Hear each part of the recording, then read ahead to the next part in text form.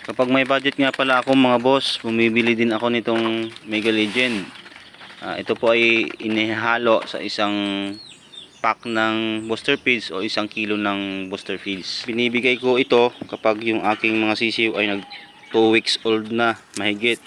Bagaman minsan lang tayo nakakabili nito gawa ng may presyo din, 3 booster feeds yung katumbas ng presyo niya. Pero ito po ay sulit kasi maganda po ito para sa ating mga sisiw. Mapapabilis ang paglaki, makakaiwas sa coccidiosis, lalo na dun sa mga naka-range.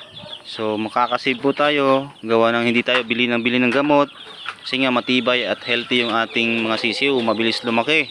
So yun na nga mga boss, itong Mega Legend ay may highly digestible amino acid, may 38% na protein at iba pang mga minerals at vitamins. So napakaganda nitong Mega Legend. So yun na nga mga bossing, kahit tayo ay backyard lang, gustong gusto rin talaga natin silang lumaki ng mabilis, healthy at matibay.